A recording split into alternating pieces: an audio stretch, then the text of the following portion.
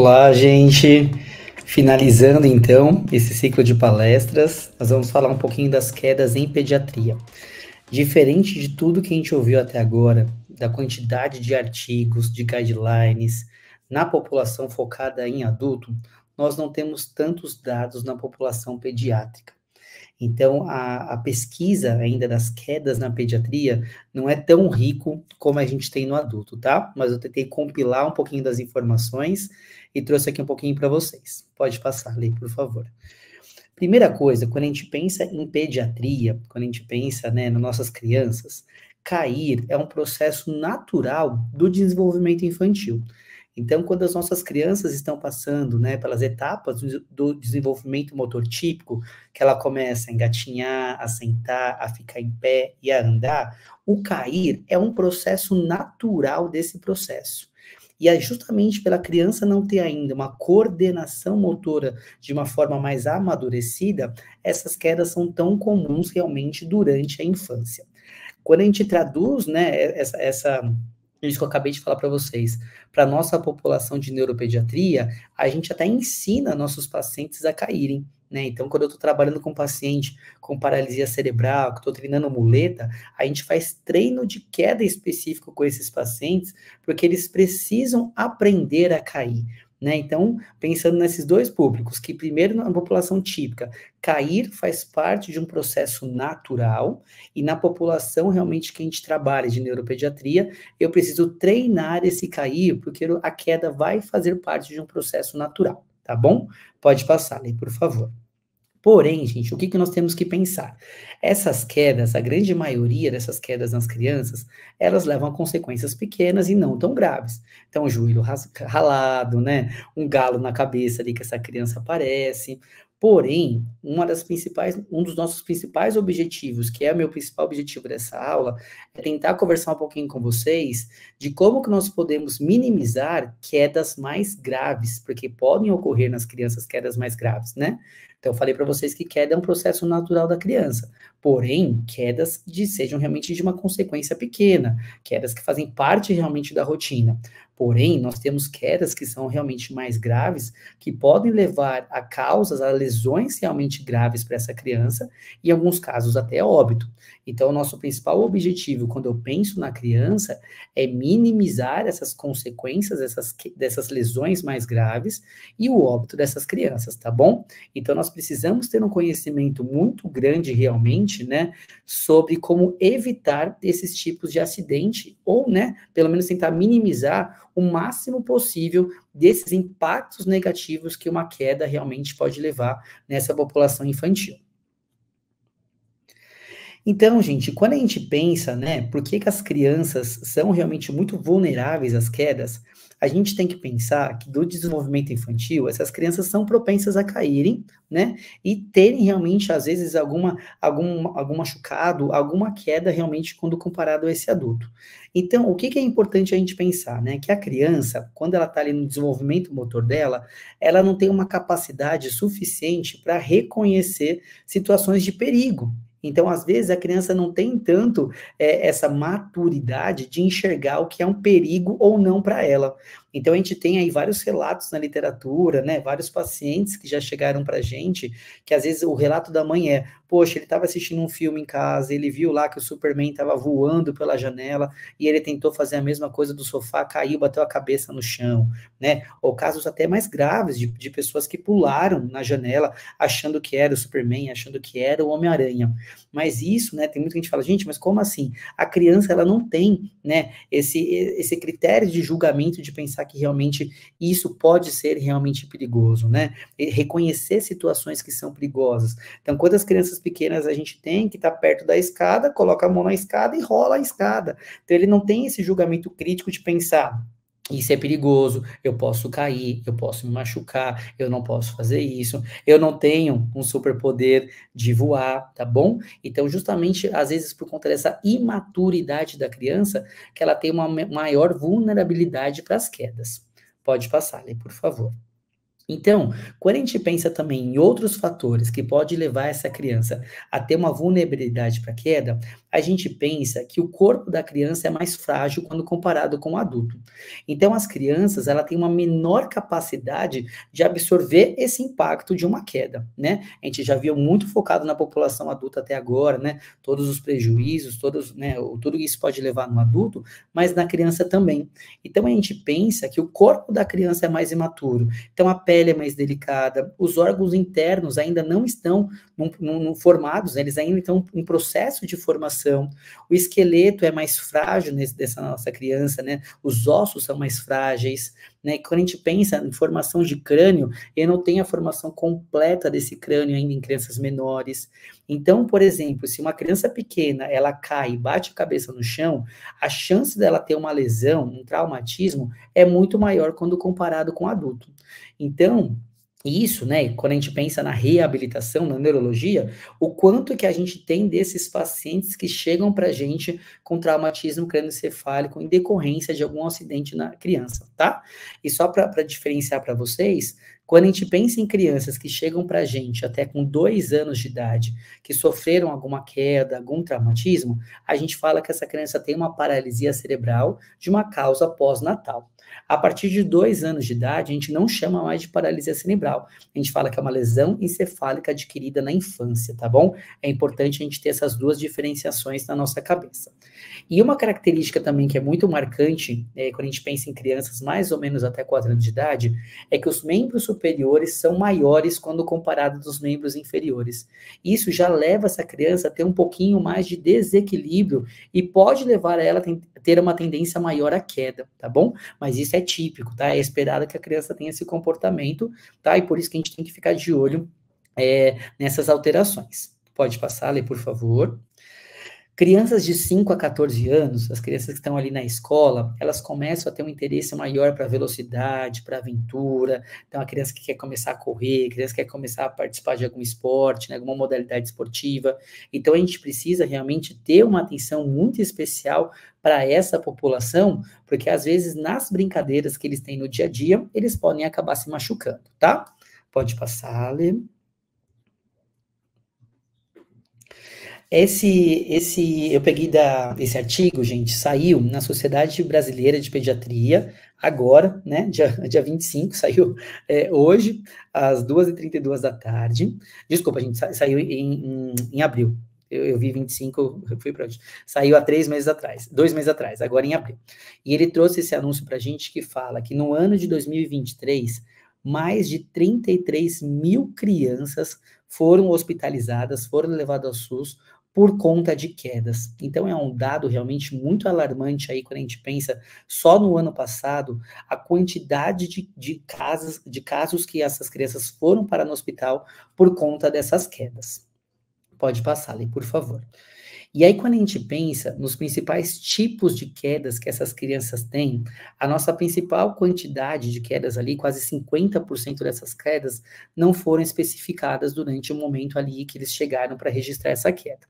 17% foram registrados como quedas do mesmo nível. Então, às vezes, você, alguma colisão com algum objeto, né? 13% eles tiveram queda do mesmo nível quando essa criança, por exemplo, ela tropeçou, alguém empurrou essa criança, tá bom? E 9% classificadas como outras quedas de outro tipo, tá bom? Pode passar, Lê, por favor. Então, gente, quando a gente pensa nas principais quedas, eu classifiquei para vocês agora em faixa etária, quando a gente tem quais são as principais quedas, as quedas mais comuns dentro de cada uma dessas faixas etárias. Então, crianças com menos de 1 ano de idade, nossa principal incidência de queda são as crianças que têm queda do leito. Então, é muito importante a gente não deixar essas crianças realmente sozinhos, sem supervisão, em cima da cama, né? Às vezes coloca o trocador em cima de uma mesa, né? Então a gente tem que ter muito cuidado, porque a principal causa de queda em bebês com menos de 1 ano é a queda realmente ali dessas superfícies, tá bom? Já as crianças de 1 a 4 anos de idade, a maior causa de quedas realmente dessas crianças são queda do mesmo nível. Então, nessa fase, a criança ela começa a ter mais mobilidade, então ela começa a explorar mais o ambiente que cerca ela, né? Então, a gente tem que ter muito cuidado com as escadas, né? Então, sempre colocar grade, colocar realmente rede de proteção, cuidado com janela, cuidado com sacada, porque realmente é o momento que a criança começa a explorar. E a gente quer isso dos nossos pacientes e nas crianças típicas, né? Que eles realmente consigam realmente ter uma maior exploração ali desse espaço, tá bom? Pode passar, Lê, por favor. Já crianças de 1 a 9 anos de idade, a principal causa de queda que a gente tem são as quedas realmente de próprio nível, tá? E tem uma incidência muito grande, gente, de quedas de árvore. Quando eu até olhei isso aqui, eu falei, nossa, gente, queda em árvore, né? Hoje em dia é tão difícil a gente ver crianças subindo em árvore, mas é um dado super recente da Sociedade Brasileira de Pediatria que coloca que as quedas de árvore realmente é muito importante, tá? Já as crianças também de 10 a 14 anos de idade, também são as quedas do mesmo nível, tá? Então a gente precisa realmente se preocupar realmente com essas atividades do dia a dia. Pode passar, Lê, por favor. Aqui é um resuminho, então, da fonte do DataSUS que eu trouxe para vocês, das principais quedas. Menos de 1 ano de idade, falei para vocês, queda de cima da cama, né, do berço, ali onde ela está. De 1 a 4 anos, tropeços, escorregões, falso em falso, queda de para fora de estruturas ou de fora do edifício. De 5 a 9 anos, queda do mesmo nível e a queda de árvore, tá? De 10 a 14 anos, queda do mesmo nível e queda para fora também dessas estruturas, certo? Isso é só um resuminho do que eu já tinha falado no slide anterior. Pode passar, Lê, por favor. E uma coisa que é muito importante frisar aqui para vocês, a gente não vai discutir a indicação ou não, mas só para falar, gente, que hoje em dia existe já uma lei. Então, já uma lei que proíbe no Brasil a fabricação, a venda e a utilização desses andadores infantis em todo o país, tá? A única exceção que a gente tem é quando um profissional da saúde utiliza esse recurso como uma tecnologia assistiva, tá? Então, a gente não vai discutir agora essa indicação ou não, mas só para realmente deixar isso muito claro para vocês, que isso já é uma lei, tá bom? Então, a gente não pode utilizar esse recurso no Brasil e existe ainda uma alta incidência de quedas quando a criança está posicionada nesse andador infantil, tá bom? Pode passar, por favor, Lê. Aqui mais um dado que foi de 2022 do Ministério da Saúde, que fala para a gente que a gente consegue evitar mais de 90% dos acidentes na infância. Então, se a gente pega um dado tão grande como o ano passado, de 33 mil hospitalizações por conta de quedas, 90% desse número poderia ser evitado, tá bom? Pode passar, Lê. E aqui, só realmente um resuminho para vocês das principais dicas que a gente tem de prevenção em casa, tá bom? Então, depois a gente vai conversar com vocês, a gente vai disponibilizar os artigos que foram utilizados nessas apresentações, então eu vou disponibilizar esse artigo, que tem ali um passo a passo, realmente super bem descrito, detalhado, de dicas de prevenção em casa, dicas de prevenção na comunidade, tá? Aqui de uma forma bem resumida mesmo, a gente sempre orientar essa criança a brincar em local seguro, né? Toma cuidado com escada, com laje, sempre usar portão de segurança, se a gente tem uma escada em nossa casa, manter essa escada livre de objeto, então quantas crianças estão descendo uma escada, tropeçam num objeto, tá bom? Ter grades de proteção em sacada, em janela, a gente sempre manter cama, sofá afastado da janela, muitas crianças às vezes sobem no sofá e pulam da janela, então a gente tem que ter muito esse cuidado, tá bom? Cuidado com o piso escorregadio, sempre colocar antiderrapante nos tapetes, a gente nunca colocar o bebê conforto em local alto, né, que a criança pode virar, rolar e cair, sempre realmente ter ali esse cuidado, tá bom? Pode passar, Lê, por favor.